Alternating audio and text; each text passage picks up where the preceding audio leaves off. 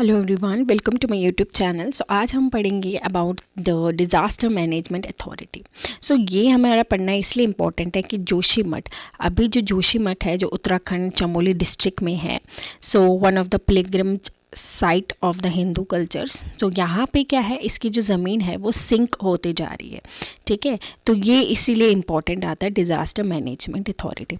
सो ये हमारे लिए एक और जो हमारा पेपर GS 3 है उसके पॉइंट ऑफ व्यू से भी इम्पॉर्टेंट है। हमारा GS पेपर 3 KS का, उसमें भी डिज़ास्टर मैनेजमेंट के पॉइंट ऑफ व्यू से ये काफ़ी इंपॉर्टेंट टॉपिक्स बन जाता है। सो स्टार्ट करते हैं अपना टॉपिक कि जोशीमठ। इसको पढ़ने से पहले कि हमारी गवर्नमेंट ने किस तरीके से स्टेप्स लाए, इसको पढ़ने से पहले हम पढ़ेंगे अबाउट द जोशीमठ। तो इस तरीके से उनकी जो लैंड है वो सिंक होती जा रही है, वो टूटती जा रही है। एक काफ़ी ज़्यादा जो रिपोर्ट्स हैं वो सबमिट की गई थी, जैसे कि एक रिपोर्ट जो थी वो सबमिट की गई थी जिसमें बोला गया था कि जोशीमठ जो है वो एक ओल्ड लैंडस्लाइड पे बना हुआ है। ओल्ड लैंडस्लाइड यानी कि यहाँ की जो लैंड है वो सिर्फ और सिर्फ सैंड से बनी हुई है, वहाँ पे हार्ड रॉक्स नहीं है। इसी वजह से वहाँ पे जो प्रोजेक्ट्स होते हैं उनको नहीं बनाया जाए, जो हैवी प्रोजेक्ट्स होते हैं जैसे कि वहाँ पे थर्मल पावर स्टेशंस बना है, वो सब चीज़ें ना बनाई जाए। एक रिपोर्ट बिठाई गई थी 1976 में। 1976 में एक रिपोर्ट बिठाई गई थी बाय MC मिश्रा, जिसने ये रिकमेंडेशन दी थी कि वहाँ पे हैवी प्रोजेक्ट्स को नहीं बनाया जाएगा। तो 1976 में ही ये पता चल गया था कि अगर वहाँ पे कोई हैवी प्रोजेक्ट्स बनाया जाएगा तो वहाँ की जो लैंड है वो सिंक होना शुरू हो जाएगी। ओके, सो चमोली डिस्ट्रिक्ट में जब ये शुरू हुआ, जो जोशीमठ में ये जब शुरू होता है, तो वहाँ का एक हाइड्रो पावर प्रोजेक्ट है जो है तोपावन हाइड्रो पावर प्रोजेक्ट जो है उसको वो जो बन रहा था उस पर रोक लगा दी गई थी। एंड काफ़ी सारे जो रोड्स बिल्डिंग वहाँ पे जो बन रहे थे उन पे भी रोक लगा दी गई है। एंड वहाँ के जितने भी लोग हैं रेजिडेंट वहाँ पे रहते थे उन्हें रिहैबिलिट करके वहाँ से दूसरी जगह पे लिया जा चुका है। अब ऐसा बोला गया है कि जो जोशीमठ है वो सिस्मिक जोन 5th में आता है, ये आपको पता होगा तभी क्योंकि वहाँ पे काफ़ी सिस्मिक एक्टिविटीज़ होती है, जिस वजह से वहाँ पे काफ़ी लैंडस्लाइड्स होते हैं। एंड वहाँ पे ग्लेशियल एवलांच होते हैं, जैसे अभी हुआ था 2021 में, एक ग्लेशियल एवलांच हुआ था 2021 में। ओके, तो ग्लेशियल एवलांच हुआ था ऋषि गंगा और ढोली गंगा का। तो काफ़ी ज़्यादा लोगों की वहाँ पे डेथ भी इस वजह से हो चुकी थी। तो तभी वहाँ पे गवर्नमेंट ने जो कमेटी बिठाई थी उसमें ये बोला गया था कि आपसे जो आप रोड्स बिल्डिंग वगैरह बनाओगे उस पर काफ़ी सावधानी आपको बरतनी है, क्योंकि उस वहाँ पे वो जो लैंड है वहाँ की वो बहुत ज़्यादा ओल्ड है इसी वजह से। ये था हमारा करंट कि जोशीमठ में किस तरीके से हो रहा है ये चीज़ें। आपको इसकी कमेटी याद रखनी है कि 1976 में सबसे पहली कमेटी बिठाई गई थी जोशीमठ के लिए, जिसमें बोला गया था कि वहाँ पे जो है हैवी प्रोजेक्ट्स को नहीं बनाया जाएगा। तो वो कौन सी थी? MC मिश्रा थी। गवर्नमेंट ने एक कमेटी बिठवाई थी जिसमें बोला गया था कि आप जोशीमठ सिंक हो रहा है उसके ऊपर आप एक कमेटी बिठाओ 1976 में।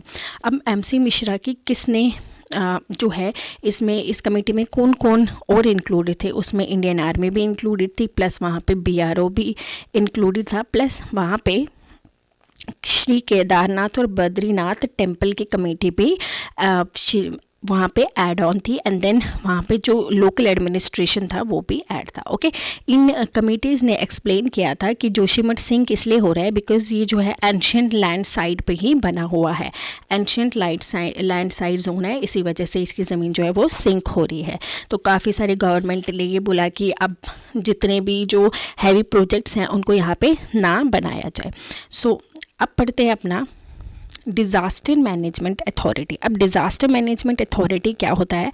ये जो है एक्ट 2005 से आया था, डिज़ास्टर मैनेजमेंट अथॉरिटी, ठीक है। तो नेशनल डिज़ास्टर मैनेजमेंट अथॉरिटी जो है वो कौन करेगा? वो सेंट्रल गवर्नमेंट की होगी। एंड स्टेट भी अपनी डिज़ास्टर मैनेजमेंट अथॉरिटी को बना सकती है, जिसमें कि पहले अगर हम बात करें कि सेंट्रल मैनेजमेंट अथॉरिटी जो है उसमें 10 मेंबर्स होंगे, जिसमें कि एक जो होगा वो चेयरपर्सन होगा एंड 9 मेंबर जो होंगे वो बाकी पर्सन्स होंगे। यहाँ पे भी सेम है, चीफ मिनिस्टर जो होगा वो चेयरपर्सन होगा और बाकी 8 मेंबर अलग होंगे। एंड डिस्ट्रिक्ट लेवल पे भी एक कमेटी बिठाई जाएगी जिसका वो जो डिस्ट्रिक्ट मैजिस्ट्रेट या डिस्ट्रिक्ट कलेक्टर जो होते हैं वो उनके चेयरपर्सन होते हैं। ओके, जैसे म्यूनसिपल लेवल पे या पंचायत लेवल पे भी डिस्ट्रिक्ट एडमिनिस्ट्रेशन या बनाया जाएगा जो कि डिज़ास्टर मैनेजमेंट के द्वारा होगा। अगर हम बात करें कि इसके जो चेयरपर्सन होता है वो कौन होता है, तो प्राइम मिनिस्टर जो है वो एक्स ऑफिशियो चेयरमैन होता है नेशनल डिजास्टर मैनेजमेंट अथॉरिटी का।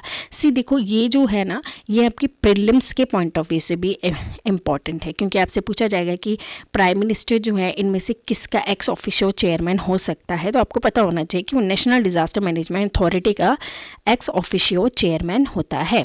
एक्स ऑफिशियो का मतलब है कि जो भी उस टाइम पे प्राइम मिनिस्टर होगा वो इसका नेशनल डिजास्टर मैनेजमेंट अथॉरिटी का चेयरमैन होगा। ओके, जो भी प्राइम मिनिस्टर होगा वो ही चेयरमैन होगा। अब इसमें बाकी मेंबर्स जो हैं उनको नॉमिनेट किया जाता है चेयरमैन के ही द्वारा। नेशनल डिजास्टर मैनेजमेंट अथॉरिटी में जो चेयरपर्सन होता है नेशनल डिजास्टर मैनेजमेंट अथॉरिटी का, वो 1 member of the vice president chairman national disaster management authority, यानी कि इसमें जितने भी पर्सन्स होंगे उसमें से एक जो होगा वो वाइस चेयरपर्सन भी होगा। ये कंट्रोल, ये काम करते हैं अंदर administration control of the union home affairs. तो आपको ये भी पता होना चाहिए कि ये मिनिस्ट्री ऑफ होम अफेयर्स के अंदर ही काम करती है। ओके, तो अगर बात करें कि वाइस चेयरपर्सन जो है वो उसको कैबिनेट मिनिस्टर से चुना जाएगा और बाकी मेंबर्स जो हैं उन्हें मिनिस्ट्री ऑफ स्टेट से चुना जाता है। तो ये भी आपको याद रखना है कि वाइस चेयरपर्सन को कहाँ से चुना जाता है एंड बाकी जो मेंबर हैं उन्हें कहाँ से चुना जाता है। नेक्स्ट अगर हम बात करते हैं कि यहाँ पे जो मेंबर है वो 9 से ज़्यादा नहीं होने चाहिए। मिनिस्ट्री ऑफ होम अफेयर जो है वो डिजास्टर मैनेजमेंट एक्ट उन्होंने 2005 में लाया, ताकि जो भी to ensure the movement of oxygen tanks without any restriction, ठीक है ना। तो आपको पता ही होगा कि डिज़ास्टर मैनेजमेंट जो है वो किसकी बात कर रही होगी, उन नेचुरल डिज़ास्टर जितने भी हो रहे हैं उनको कैसे बचाया जा सके, उन पे कैसे काम किया जा सके, उसके बारे में ये डिज़ास्टर मैनेजमेंट अथॉरिटी जो है वो बनाई जाती है। सेकेंडली अगर देखें कि आपको ये ईयर याद रखना है, 2005 ईयर है इसका, ये it was enacted with the parliament on 23 दिसंबर 2005। सो ये भी इंपॉर्टेंट है कि कब एनेक्ट किया गया था एंड कब बनाई गई थी ये। एंड आपको ये भी इंपॉर्टेंट चीज़ जो मैंने आपको बताई कि आपको इसका एक्स ऑफिशियो चेयरमैन जो है वो भी आपको याद रखना है। ये GS पेपर 3 के लिए भी इम्पॉर्टेंट है, जो हमारा मेंस का जो एग्ज़ाम्स है उसके लिए। सो मैंने तभी आपको ये पढ़ाया है क्योंकि ये इंपॉर्टेंट है, काफ़ी टॉपिक जो है न्यूज़ में था इसीलिए। तो इसमें से आपको प्रीलिम्स के रिलेटेड भी क्वेश्चन निकल सकते हैं एंड मेंस के रिलेटेड भी आपको इसमें से क्वेश्चन निकल सकते हैं। जैसे मैंने अभी आपको बताया कि तापोवन जो है, तापोवन विष्णुगढ़ हाइड्रो इलेक्ट्रिक प्रोजेक्ट जो है वो कौन सी डिस्ट्रिक्ट में है उत्तराखंड की, तो वो है जोशीमठ डिस्ट्रिक्ट में। तो इसका काम वहाँ पे अभी बंद करा दिया है बिकॉज वहाँ पे जो है वो सिंक हो रहा है इसी वजह से। ओके, तो ये भी आपको याद रखना है कि अगर आपसे पूछे एग्जामिनर कि ये जो है तपोवन विष्णुगढ़ हाइड्रो इलेक्ट्रिक जो प्लांट है ये कहाँ पे है, तो आपको पता होना चाहिए कहाँ पे है। ओके, नेक्स्ट मूव करते हैं। इसके बाद जो है ऑब्जेक्टिव है, ये एक नेशनल लॉ है जो एम्पावर करता है सेंट्रल गवर्नमेंट को कि डिक्लेयर करे पूरी कंट्री में या जो भी अफेक्टेड एरिया होगा, यानी कि वहाँ पे किस तरीके से उसको प्लान करना है कि किस तरीके से काम करना है, कैसे कैसे रिस्क हो सकते हैं, इम्पैक्ट क्या हो रहे हैं, अफेक्ट क्या हो रहा है। जैसे यहाँ पे जोशीमठ में जो भी हो रहा है, तो गवर्नमेंट ने क्या किया, वहाँ के सारे लोगों को माइग्रेट कर दिया गया है, दूसरी जगह पे रख दिया गया है ताकि वहाँ के जो लोग हैं उनको कोई भी अफेक्ट ना हो, ठीक है ना। तो इस वजह से जो है ये न्यूज़ में। नेक्स्ट अगर देखिए नोडल अथॉरिटी कौन सी होती है, वो मिनिस्ट्री ऑफ होम अफेयर होती है, ये तो मैंने आपको बता दिया। एंड की फीचर्स क्या होता है इसका, इन्होंने नेशनल, स्टेट और डिस्ट्रिक्ट लेवल पे ही इनको इंस्टीट्यूशन को डेवलप किया है ताकि नेशनल लेवल पे ही और स्टेट लेवल पे या डिस्ट्रिक्ट लेवल पे ही जो है गवर्नमेंट देख सके कि किस तरीके से जो है इनको डिज़ास्टर मैनेजमेंट, जहाँ पे जो प्रोन एरिया या कोई अफेक्टेड एरिया उसे किस तरीके से या जहाँ पे रिस्क है उस जगह को किस तरीके से बचाया जा सके। सो ये था हमारा इम्पॉर्टेंट टॉपिक एंड ये काफ़ी इम्पॉर्टेंट है हमारे प्रीलिम्स के पॉइंट ऑफ व्यू से भी, तो आपको बहुत ही अच्छे से पढ़ना है, हमारे डिज़ास्टर मैनेजमेंट अथॉरिटी को काफ़ी इम्पॉर्टेंट है। सो नेक्स्ट मूव करते हैं हमारा सेकेंड टॉपिक। ये एक जो है ये एक कोट कहा गया था, एक सेकेंड, ये एक कोट कहा गया था by our chief justice of India DY Chandrachud. इन्होंने एक कोट कहा था mother of the Indian constitution, ठीक है। तो सभी कहते हैं father of the Indian constitution, आपको पता है कौन है, BR अम्बेडकर हैं। तो इन्होंने ये कोट क्यों यूज़ किया कि जो DY चंद्रचूड़ है इन्होंने एक कोट यूज़ किया कि mother of the Indian constitution. एक जब हियरिंग कर रहे थे dispute between the Delhi government and the central government over the control of the civil servants के कंट्रोल पे ये बात कर रहे थे अपने से। So chief justice of India ने इसी डिस्प्यूट के बीच में इन्होंने 2018 के बेंच में एक बात कही थी। उन्होंने वहाँ पे लिखा था, चीफ जस्टिस ने कहा था, he said the line, the women who contributed the drafting committee due recognition. इन्होंने ये कोट यूज़ किया कि mother of the Indian constitution. अब इन्होंने ये कोट इस टाइम पे क्यों यूज़ किया था इस बेंच में, 2018 बेंच में इसलिए यूज़ किया था, इन्होंने बोला था कि हम इनको वुमेन जिन्होंने कंट्रीब्यूट किया है हमारे कॉन्स्टिट्यूशन को बनाने में, उनको रिकॉग्निशन देने के लिए उन्होंने ये कोट यूज़ किया था।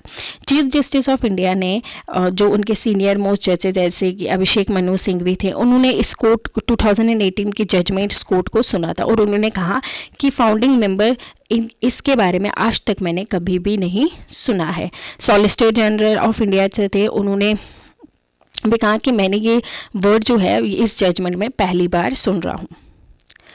ठीक है, तो इस बार में जो है mother of the Indian constitution इसीलिए कहा गया क्योंकि इन्होंने बोला कि कुछ ऐसी औरतें भी हैं, कुछ ऐसी वुमेन भी हैं जिन्होंने हमारे इंडियन कॉन्स्टिट्यूएंट असेंबली की मेंबर भी रह चुकी हैं, बट उनको रिकॉग्निशन अभी तक नहीं मिली है। तो वो वुमेन कौन सी है? दक्षयानी वेलांदु। और ये जो है ये आउटस्टैंडिंग इंडिविजुअल्स भी हैं जिन्होंने हमारे कॉन्स्टिट्यूशन को बनाया है और ये कंट्रीब्यूट किया हमारे कॉन्स्टिट्यूशन ऑफ इंडिया को ड्राफ्ट करने के लिए। तो ये वुमेन है दक्षयानी वेलांधुन, ये जो है ये वुमेन जिन्होंने कंट्रीब्यूट किया हमारे drafting of the Indian constitution. So यहाँ तक अभी के सो आपसे ऐसे भी पूछा जा सकता है कि mother of the Indian constitution court किसने यूज़ किया था? तो वो किया था टी.वाई. चंद्रचूड़ ने अपने बेंच में 2018 में, जब वो बेंच में थे। ओके, नेक्स्ट अगर आपसे पूछे तो आपसे ये भी पूछा जा सकता है कि कौन है mother of the Indian constitution जिन्होंने कॉन्स्टिट्यूशन ड्राफ्ट करने में काफ़ी कंट्रीब्यूशन दिया है? तो वो है दक्षयानी वेलांधु।